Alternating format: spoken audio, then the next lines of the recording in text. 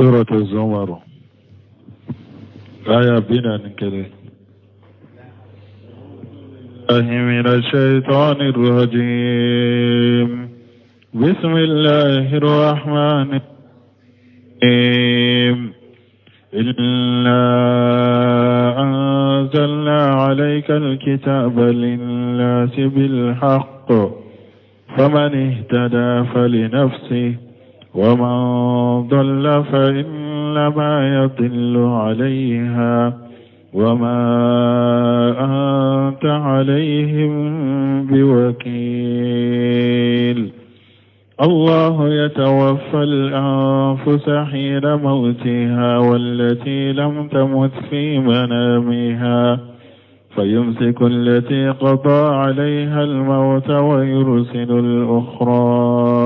إلى أجل مسمى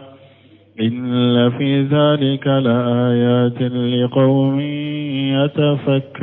يتفكرون. بسم الله الرحمن الرحيم والصلاة والسلام على نبينا محمد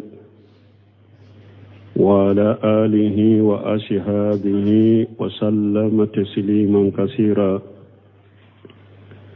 سبحانك لا علم لنا إلا ما علمتنا إنك أنت العليم الحكيم. أستغفر الله الذي لا إله إلا هو الحي القيوم وأتوب إليه. اللهم انفعنا بما علمتنا وعلمنا ما ينفعنا وزدنا علما. biye karisu ye hijriya bakele ani kemenani ani binani ani wolonfula shaharu rajaba min ye hijriya sankalo wolonfulanna bisunye wa sheginai miladi nasara ka jate bafula ani mugani duru sankalo tani fulana bisunyo mugani sheginai ambe dawda bugu masjid rajago ambo kono. أعوذ بالله من الشيطان الرجيم أليس الله بكافي عبده إلى آخر الآيات. بآية من كلنا أنك سننك شوما درسو تمنى آية وتمبت توسير لا وقت ينصر أكونو. bi adersu be wuli yoro juma qul hasbi Allah alayhi yatawakkalul mutawakkiluna kata ayaw laba. qul hasbi Allah ay Allah kafi Muhammad afoko ala yenwasa alayhi tawakkalitu minka koda alaka wa alayhi falyatawakkal almutawakkiluna ko shinshi bagabe ika ko shinshi aladeka ikika koda aladeka kama qala Hud alayhi salam hina qala qaumuhu komi Huda yafo chogomi alaka kishibaka tumami Huda kamwo kwama إن نقول إلا آترك بعض آلهتنا بسوء. هذا تمامي أياك مغولة كتا توحيدما على كلمة توكا بطو ويمون فاي أكاموكو هذا أنت فوي فويو أمبي من فوي درو أنكا بطو فيون دو دي فوليكي كا حكليتيا an ka bato fɛnw dɔ olu de fule ka kojugu dɔ k'i la dɔrɔn i t'i yɛlɛ karama i bɛ kuma ni yɛrɛ. qala Huda ko inni ushihidu Allah washhadu anni bari'un mimma tushrikun. Huda ko ne bɛ Ala kɛ seere a fana ka kɛ seere ne barilen bɛ ka bɔ fɛnw ma a bɛ minnu fara Ala kan. min dunihi abe munum bato ko faralaka abe munum bato ko wele ni alate ne bari lembe uma fakiduni jamiya summa la tunziruni awa abbe ka feruna ka dabali tigen kamade o ko fa kana makono ni kenyede abe min ka yake tawhidi tigiye ninde ate shira foye ni ala kelembe ute foyite tawhidi tigi nye koro ni ala kelembe ute bagalini shirali wota ala shira koy abe ko keni hikima ni noya koni ani tawhidi tigi chinyali be komina dina chinyali be komina jinya masalaha be minna dina masalaha te minna tawhidi tigi bo koni koloshi fitina be minna kinyiro koloshi fitina la kata silama ma tawhidi tigi be soko koloshi hikima dawala tawhidi tigi be soko ke noya dawala tawhidi tigi be soko ke me ka fo ka shira de wa iba baga ko e ka bato few ani be ka mushrikiya bara mununa ko ibe tawhid tigi baga no de ay tawhid tigi te shiro koro ale nyaabe ala kelem pew de la aka ko shin shirin be ala kelem pew de la ube ka tawhid tigi baga tawhid wala ke baga ni ma to antala ni an ka dementige ube ambe joyoro munun ka natige ay nunu te tawri tigi nya korofoye o wode ya to tuma mutumbe ciden fana baga ala ko ciden ka fuye ala yenni wasa neyin ka koda alaka koda baga beiki ka koda ala de ka huda fana yode fo tuma mu ya baga ko e huda ambe min fuye an ka bato feundo de ko judo kila dro ako mbe ala ke shere afana ka ke shere aka bato few abe munu faralaka ne bari lembuma ana ka bato few be min baw bolo abe min ke aya ke da kadi makuna be min ke naka kenna aka ni makuma kono ni ke da aya ka fere ben aka dabalu be farajon ko fe aka ni makono ni ke ne yede abe min ke na ya kenna sisa inni tawakkaltu ala Allah rabbi wa rabbakum aw neyin ka koda alaka neyin ka koda rabbi wa rabbikum neyin ka koda alaka nettigi ala anawtigi ala neyin ka koda oka ma min dabbati illa huwa akhidhu bi nashiyatiha dan fen shite fo ten shimbe ala de bolo dan fembe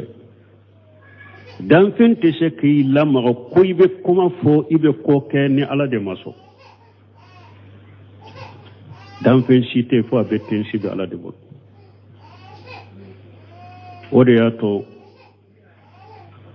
kelema sabaw dobe o bad dambi kata ali ibn abi talib ma kelma fula kalimatan la salisa lahuma la yaqafanna al abdu illa jambahu wala yarju anna illa rabbahu bennin kuma dambi kata ali ibn abi talib ma ko jon kana sira foye ni ka junubute jon e yere ka junubude ka juguyima ni fembeye kana sira foye ni ka junubute kani jigida foye ka fanani ala kelempewte wala yarju anna illa rabbahu kani jigida foye ka ni tigi alate dan fembe abbe sababu ngirisi baga oye alade ni min kabakora de akabara de ko aleka deme bado be kana ima kana kaba wulaw e fana kana i jigida okade i jigida alade ka alena ka deme ba min fulini na ya tige dongodo ala be nani minye ale tado etado anka ke anka ko shinshi bagaye anka ke alamina bagaye min balmau munye dawa cinya sisa munye dina yere cinya sisa dina yere nunjuru na walil be munum bololu yere de madda alala umadda alala umu jigida alaka udara damfeunde la uyu jigita ka da damfeunde ka da dente alala ode islamiya cinya ka bafiye ka dogoya cide un kala halafule akonne in ka ko dala ka de nettigi ala ana wire tigi ala danfen site fo be tensimbe ala de bolo inna rabbi ala sirati mustaqim ntige ala be fengo fenka be siratil lendeka wa qawluhu ta'ala ni ala ko ala min korta lendo qul ya qaumi imalu ala makanatikum afuye muhammadu kon kamogo aw be barake chogomi ay baraka la halana ka chogoka ay ala tariqatikum aw ye barake akashiraka wa haja tahdidun wa waidun ninye kankari madani bagabagalide ama shira duma de tuma mi cide nye mushriku wale kana tauhidima ala kelimpu kabatu uma so akwaye to akashiraka inni amilu ay ala tariqati wa manhaji ne fana be barake nkashira nin katabuloka dawa yeninde tauhidi tigi sunna mogo to wele kana tauhidi made u wele kana sunna made nu sunna u faralika inu kera kelenye alhamdulillah nu ma so tauhidi ma u ma so sunna ma u bu fa ibn ifa aman kan yagambi koy jama kulu shima tauhidi ne sunna yagambi na nyana u bolo atenya akadawa teta dawa ko tigelendo tauhidi no shirku sunna ni bidiya jama kulu sumu nyagambi ni dawa ye shen sora bolo na taranya bolo atetanye galonu ciyan farale nyogon ko teta yoroshi abe afara la nyogon ka duraka jiya masalahu kama ana wuyere makarale kama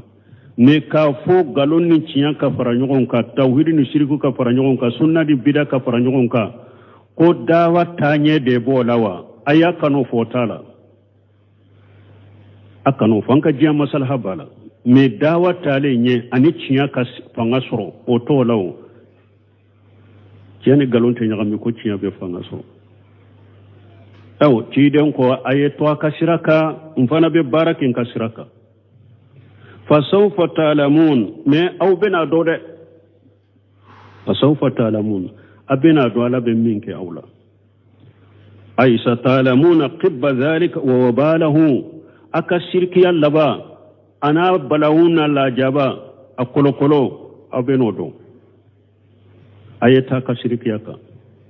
نبتون كتاسرك أيتوا كتاسرك ما كتولي كتاسرك جوينك laban ko jugu min bala janga kata min bala balaw min bala so ne abenodo yala mo be dawa cogodo ka ci dembo ni dawa tun kera de ko mi dawa bu an ka jamanan kuno cogo mi de na tun yo ode ci de ni jombe bla nyogo na makka anaka kabila be fara ani quraish be fara ni mushriku be fara dawa sugu munum be anka jamana kono be ka fara nyogon kate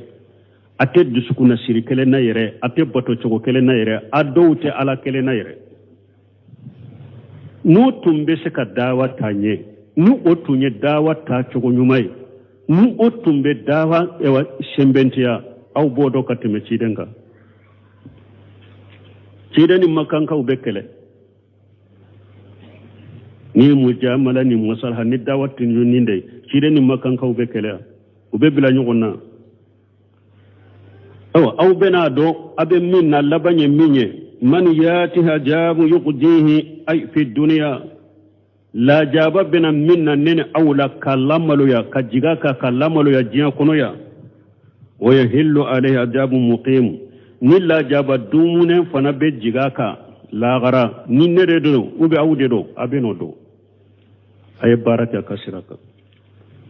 muhimu kore munye ay daimu mustamiru la mahidanuhu la jaba minye daimu na be dume jenga yoro tala wajalika yawmul qiyamah wala jabanye don jumai qiyamah do ajana allah minha alakan kisama alakan tangama wala mbalma an ka famu ya cinya tigi to ika cinya ka hari ni kelendo Abdullah ibn Mas'ud o defo ako cinya de to jama hari ni kelembaka me sunna ni bidia nyagambe galoni cinya nyagambe sunna ewa siriku ni tauhidi nyagambe kafira ni islamiya nyagambe sunna ni bidia nyagambe galoni cinya nyagambe ko oye dawaye o te dawaye de ateta yoro sifana o be kene ka fana be yoye o ko fe aya min kala nanka ala ko inna anzalna alayka alkitaba linnas bil haqq ala ko muhammadu ne ala ya qur'ana jigi ka hada madunye ni cinya da yimaye qur'ana ma jigi nin galonde galonne cinya nyagambe de ala ya qur'ana jigi ciden ka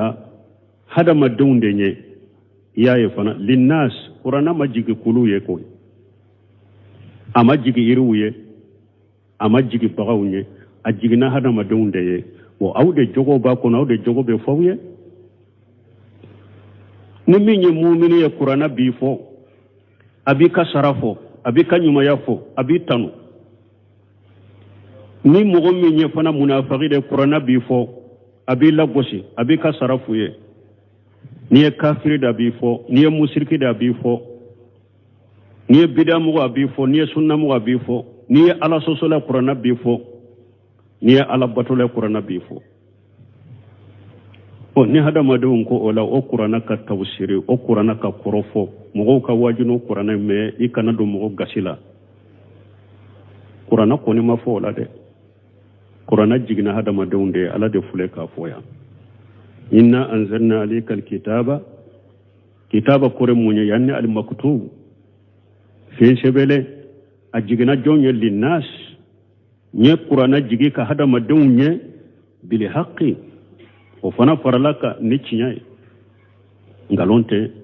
ajigna ni cinya de wodi ato ciden ko qul haqqa walau kana murra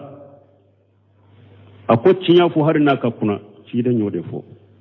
wa qul li haqqa walau kana murra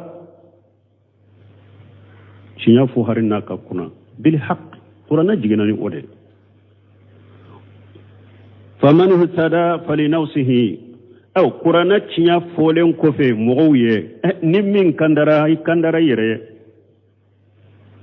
ika kandan na fa bi yere de ka o man dalla qur'ana cinya folen kofe mogo min ni filila fa inna ma yadillu alaiha ika fili banta balawte mosika ni yerete ka fili banta la jaba bi yere de ka o ma anta alaihim biwakil mamad emana ko ebutanga ku iko ukorosili be ebolo saralite bolo korosilite bolo cinya fo baga doronde ni cinya yumfo ni min kandara aya ke atigiya ka yere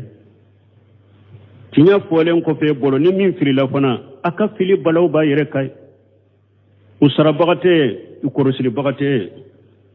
Allah yatawaffa al-anfusa hina mautiha wallati lam tamut fi manamiha ala de masay na be ni fulamina nimmi ala ya sayalla tigaka ala bo nimmina nimmi fana na ba ka sinola me ala masayalla tigaka ala ba fana nimmina nim fulabe sino bagato nu sinora munu sarao unimbe ala de bolon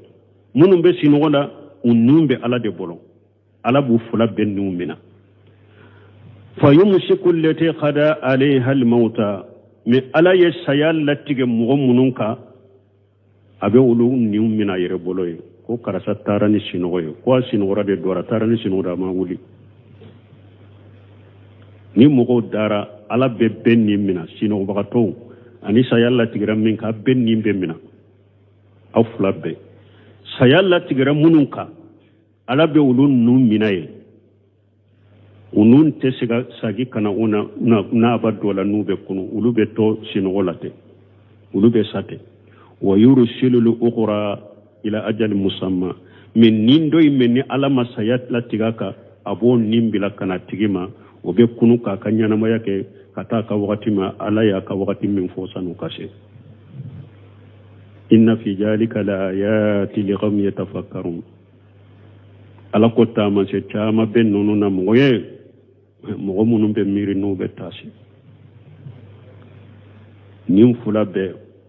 sabagatɔw niw sinobagatɔw niw ala b'u bɛɛ mina mɛ u tɛ ɲagan b'a bolo saya latigɛra min ka i t'a na mina ye saya ma latigɛ min ka i t'a na bila n'a na dɔ i la i na kunu munkasiri tafsiri nan donna la yaqulu ta'ala muqatiba rasulahu muhammad sallallahu alaihi wasallam ala ko ala min korotalen do na ba ka ciden kuma nyogonya muhammad wala kataruna kishibaka inna anzalna alayka alkitaba yani alquran ala ko cide ne ye kitabu jigeka la nyine jumaye qur'ana linnasi bil haqqi ay li jami'il khalqi min al-ins wal jinni litunjirahum bihi ni qur'ana jigiye hadama dawni ay li jami'il khalqi dan fembe munum ba foya warabu dina ya rabu de ka koye qur'ana arabu kande arabu ka kode do dina ta rabu doron tayde dina ye bede kanye langie ni fendo baliyate ani ni ka daina famu baliyate ani ni qur'ana kanu baliyate ala ka dina kanu baliyate ni ciden ka kanu baliyate ciden cira ni kamminyo ye bede ka kanye qur'ana jigina kamminyo ye bede ka kanye silama be o ye bede ka kanye ni mugo min ni yere bola ye demi yere do imi da kundo o ma khalaqatul jinna wal insa illa liya'budun jinani adama madda alama jinani hadama den o ma khalaqatul jinna wal insa jinani hadama den madda kana ninjiya kono fo ala yawda kauna ti jiya kono pour kawnya mariya aka batore ni au ka bato abe ala bato aka bato injigina ni kaminye aka bato imbekeni qur'ana minye aka bato imbekeni hadisa mununye obe kamina ni eko oteka kanye oteka koye eyi dankundoa mogo bafo ko islamiya ye arabu de ka koye ube qur'ana ya arabu de taye emi dankundo ni dankundo ede kanye qur'ana ye ede kanye arabu kanye wodi yato ni majhabi tugun laje ani doni ke ban umar ibn khattab tilela yere mogo ni kumana kangore la minta arabu kanye arati natal azim atumbi bugode ko be kallangi ya arabu kande mogo kana kuma kangore la minta arabu kanye fanga tumbe silamela wakati mo de tumbe ite kuma kangore ne arabu kante ema ye silaiwa jama kulu saba nu ye jihadu inte nu ye dugumi soro ya ode ya to folola ewa kutuba be tumbe kala arabu kanna parce que saybon tilela nu ye jahadu ke nu ye jamana mimina ye dugu mimina hari na ya sorabe kan langi wore de fo ni sambe yelema o baw kara arabu kandela ka kambe yelema ka arabu kanye abe arabu kanfo be ka kanya arabu kande odi ato don ke banyuma ko silama kaptali be kallange kanka ke arabu kande silama jamana be kaptali an kallangi nationale kanka ke arabu kande don ka dobo wajibi yere ikana kuma kanwure la ni darura mana haju mana ikana kuma kanwure sila ni arabu kante sila mabbe ka kanye ode awa qur'ana jigina bede wa hiya ilayya haja alquran li unzirakum bihi wa man balagha kiden ko lay nin qur'ana wa hu kana nema purun kaw baga nay ani ni qur'ana shera mo ma awa fule ka foya ay li jami'il khalqi ala kulli nas inna anzalna alqur'ana linnas bila ete hada madanya ni mo min ko qur'ana to tay arabu tande arabu de tay qur'ana arabu tay islam arabu de tay arabu kan ete hada madanya ni e baganye ni ke rabaganye qur'ana ti tay ni ke rabaganye arabu kan ti tay ni ke rabaganye islam ya ti tay men ni kuni hada madende ye silama ya yitade ye qur'ana yitade ya arabu kan yitade fonni ke rabbakanye de ori ato bun kasir ko li jamil khalqi min al insi wal jinni qur'ana jigna dan fembede jinani hada madde li tunzirahum bihi ajigu kunte fana koy ka ke sebe ka dilo ka ke baga ye ka siri cela ka qur'ana ke kadiro la ki ka so parenawe ka qur'ana ke ewa finiu la brifinu la ku brisula kata kaburu la subra qur'ana majigo kama de aji kunye munye jinani hada madenka litunjirahum bihi puri ku baga baga naye ala ko kaninde ka yake ala ko kanan ninka kanake ku baga baga naye faman istada fali nafsihi نمو من كندري يري أي فإنما يعود النفع ذلك إلى نفسه نمو من كندرا إيكا كندر نفع بساقه كتا يردما نمو من كندري كندر أبساقه كتا يردما ومن دال نمو من فللا فنا فإنما يدل عليها إيكا فلي بساقه كتا يردما أي إنما يرجو وبال ذلك على نفسه إيكا فلي كولو أبلاون أبساقه كتا يردما bali mo sikana dawa kala nyagabo min bi wale katatta hurima ni hakili bila hakili machiya kana nyagabo de kana nyagabo mo bi wale katati den ka sunna batolima ni hakili bila kana nyagabo de abi wale katamminna ni ya tay kanda ikandara anafa be sagi kati yere dema abi wole katamina ni filila kabwala atora na kolokolo na nyaman be sagi kan yere dema ima le nyagabo law yere de nyagabo wama anta alayhim biwakili ay bimuwakkil an yahtadu alama eblu no fe ko eku kanda koy etay wole lide kacinya fuye me alama ibla e jakwa ki jakwa ku jakwa ku kanda alama obila eka محمد اتاي تشيا فولي ديدرو انما انت النذير والله على كل شيء وكيل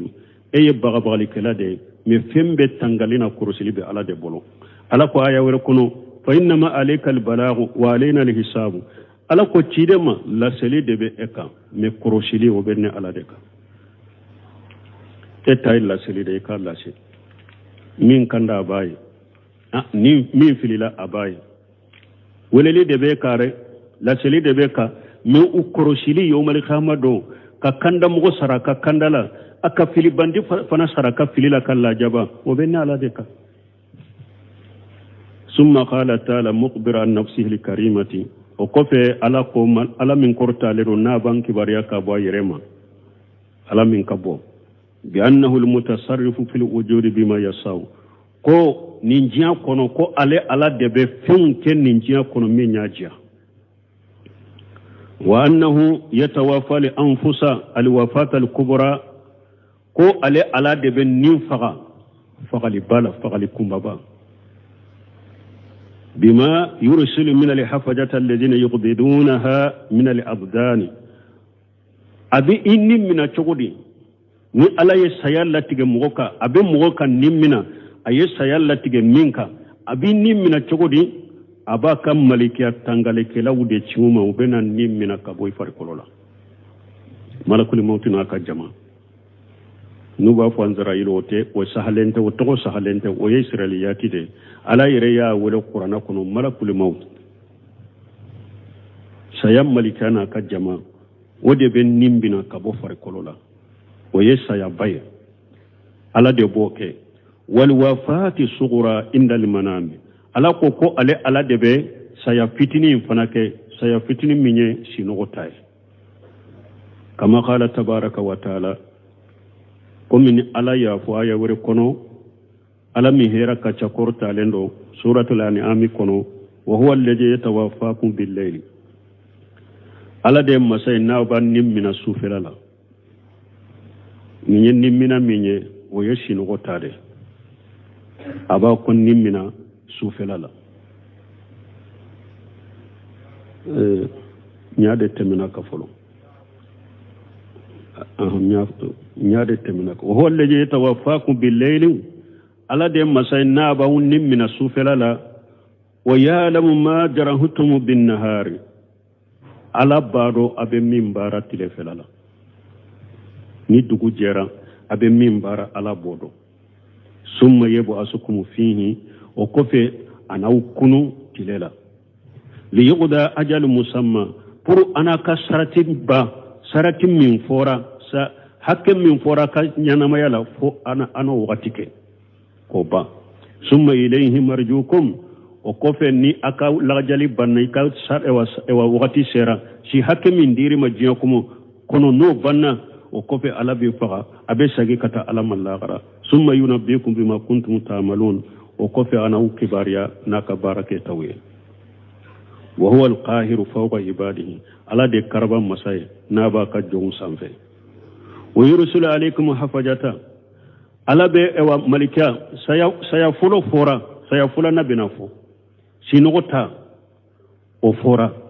woyere nabe sinogola ba kan nimina abado abe min bara tilela tile felala abaw kunu aba kanyana ma yake kata ka sarti la lay sarati min fo auka no sarati dafara de abe sagi kata alama ni nyesa ya fitine ko fa ko huwa al-qahiru fawqa ibadihi ala de karaba masaba ka jonka wa yursilu alaykum hafajata ni nyesa ya bay ala ba kan malika tangalikala uci auma hatta ijaja aba kan malika tangalikala uci auma ubaw kuloshi alama komi latige ko obisoro ubi do ino oche wati soro hatta ijaja ahadakum al-mautu foni saya nana dola kelema saya bay no nana dola kelema tawaffatuhu rusuluna ni alaka ciden bawun ni ummina wa hum la yufarrituna ute faratide ala yuci ku kan mu'min ni mina wakati mi segoni te faraka te bola wakati sera dro ubi ni mina ibn simira rahimahullah aba fonni yorola ka fo ala kallatige nay millati kabira minna o sera dote faraka to dote bola be qisa do fo ko mobility do ani moto tigi do unana kari fuludra mobili ni witte sinana moto tigi be boyam fo mobili tigi boyam fo be ye nyogo nye yoromi puru kana be accident kana ke be jora mobili tigi jora puru moto tigi ka wula kateme moto tigi fana jora puru mobili tigi kateme u be jora u jolen ko fe fana ala ya latigo be wuli la nyogo fe mobili tara bila moto ina ka moto tigi fa akoni joli fitini min kera kunye munye moto tigi ngalla jari to mashede makononi de kera lajali sera wakati mi ku be wuli nyogon fe akata dola ninkabo وهم لا يفرطون وتفرطون فذكر الوفاتين صغرى ثم الكبرى على يسيا فلاين فويا أيسيا فتني دي فويا فلو وكوفي أيسيا بافو وفي هذه الآيات من آية من بامبولو ويسيا فلاين فوتشغلي ذكر الكبرى ثم الصغرى آية من بامبولو ويسيا بين دي فوكو فلو وكوفي ونانا سيا فتني فو سورة الأنعام سورة الأنعام ويسيا فتني دي فو وكوفي يسيا بافو سورة الجمعة ويسيا بادي فو فلو وكوفي ونانا سيا فتني فو ولهذا قال تبارك وتعالى من دي قصو على قوالامي أهيرا كتاكورو تالندو الله يتوافى لأنفس حين موتها على دبن نمنا أسيا وغتي والتي لم تموت في منامها أني مغمين فنا ni ewa amasa na baka sinola ala debo ofanan nimmina fayamsiku allati qada alaiha almauta ala ye ewa saya latige minka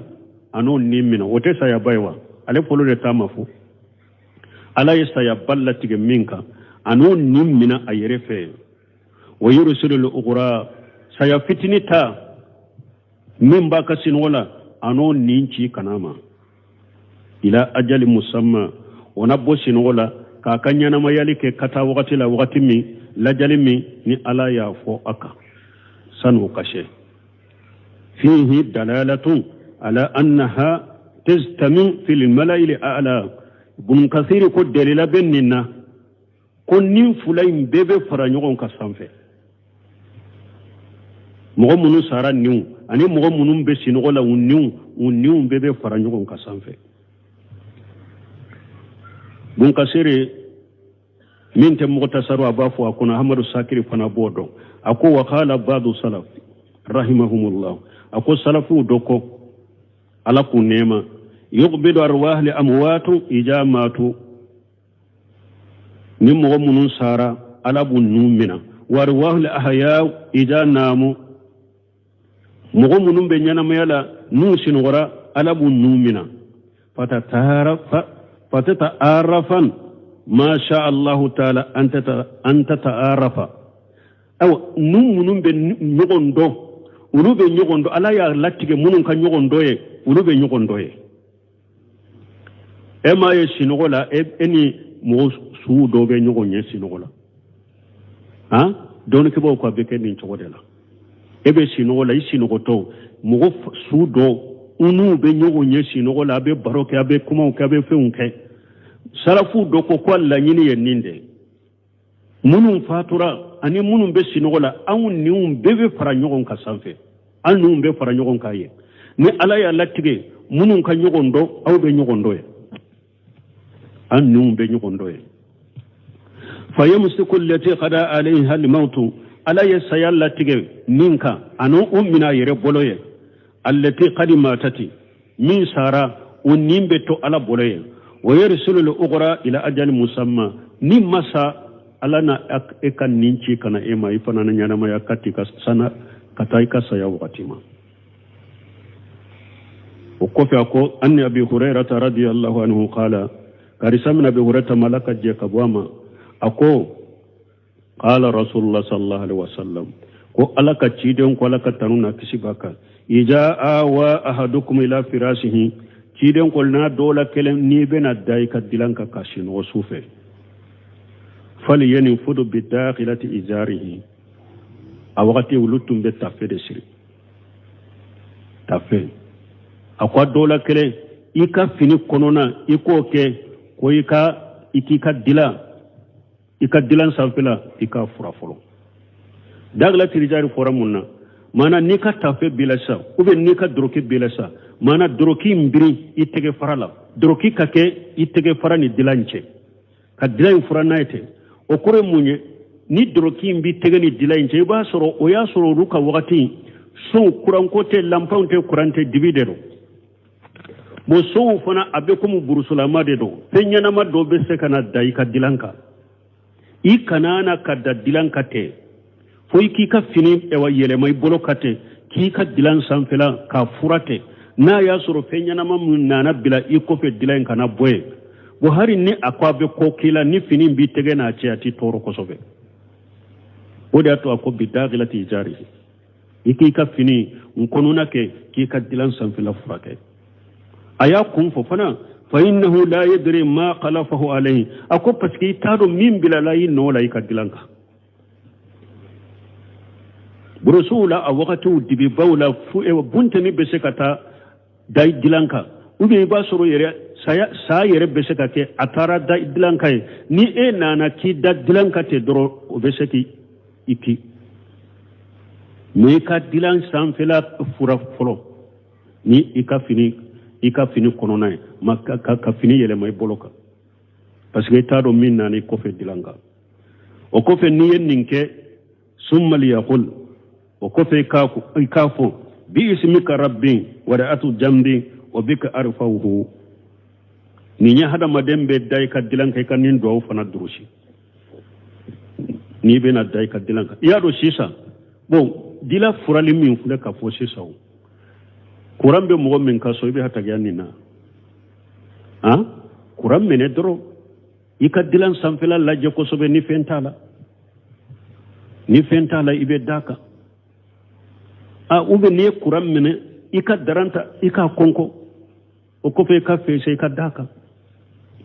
nin fora da wakati dibi tumbe lampate akoni nin ko fe kafo bi ismika rabbi ntigi ni alaka togoy wadatu jambi nyin kere dani ka togoy o bika arfauhu awam bin kere mbonka dilanka fanan nkunu wakati ni alaka togode ini amsakata nafsi farhamuha ni bin kan ni mina ika nema parce que anyafo an kunni hada maden shinogora ala be nin nunu be mina saya la tigram min kai au tawbe ala boloye sayama latiga minka ekunu wakati inni nabila anana doila ni ala ko ben nimmina ciren fana fule kore foya idanto ikanin do fu ala ni ben kan nimmina anema wa in arsaltaha fahfazha bima tahfaz bihi ibadaka salihin awa ni ben nin cin kanan mafana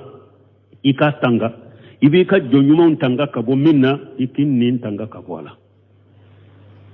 ninge ni hada madin bai daka sinu dawude bi ismika rabbi wa da'atu jambi wa bika arfahu in amsakta nafsi farhamha wa in arsaltaha fahfazha bima tahfaz bihi ibadaka salihin iben nin do fo ni be dai ka dilanka ala nibin ni mina ika nema ala nibe ewa ninki kanan mafana ika tanga ibe ka jonyuma tanga ni minye ikin nin tanga nowe fayamsiku allati qada alayhi almauta ay allati qad matati ni mo min sara ala bon ni mina yere feye wa yursilu al-ughra aben nin don ci kana ila ajali musamma kata sarti masarti min folendo ala bolo qala suddiu ila baqiyati ajaliha suddiu ko ajali musamma kore munye i kalla jali to i ka shi to nimbe ci kana ma i ka shi to bla jiyan kono i ka i shi to i ko balo jiyan kono wa qala ibn abbas radiyallahu anhuma ibn abbas ko alaka je kabo fula bema yumsiku anfusal amwati wa yursilu anfusal ahyai ako ala be mo fatulun mo munun fatura ala bulu kan numina mo munun yana malendo ala bulu kan nunci kana umma wala yaqlatu utanyagam be ala bulu sayalla tigara munun kam munun numina nani sayaye ani munun mbe sinogo de la numina nani sinogo de nin fulay mbebe ala bulu sanfe ubebe ala fe sanfe mais utanyagam be ala bulu munun sara ulu kan numbe to ala bulu munun be sinogo de la ulu kan numbe bila kana dowla inna fi jalika la ayati liqaumin yatafakkarun alakum min fulani nye akota man se chama benni na hakilima uye na ni miri kelaw ne tasbaw am ittakhadhu min dunillahi shufa'a قل أولو كانوا لا يملكون شيئا ولا يعقلون قل لله الشفاعة جميعا له ملك السماوات والأرض ثم إليه ترجعون وإذا ذكر الله وحده اشمأزت قلوب الذين لا يؤمنون بالآخرة وإذا ذكر الذين من دونه إذا هم يستبشرون أم اتخذوا من دون الله سفهاء ألا بافو ألا من كرتالندو أبا مشركو لغوش نوية هنورو منا كولو بسرنا لدونك أولوية ألافي min dunillahi ku mina ku faralaka ube ku mina ku wala ku bato ka ala bato litto e ku lube surnyali donke wuluye alafe yamit taqaju min dunillahi sufaha ala ko yala wiye dalili kala wudode mina minunte alaya ko lube dalili ke awye yawmal qiyamah ube dalili ke awye jian kono alana aw ka ko nyana bo awye kul mahmura fuye أولو كانوا لا يملكون شيئا ولا يعقلون هرنا ياسر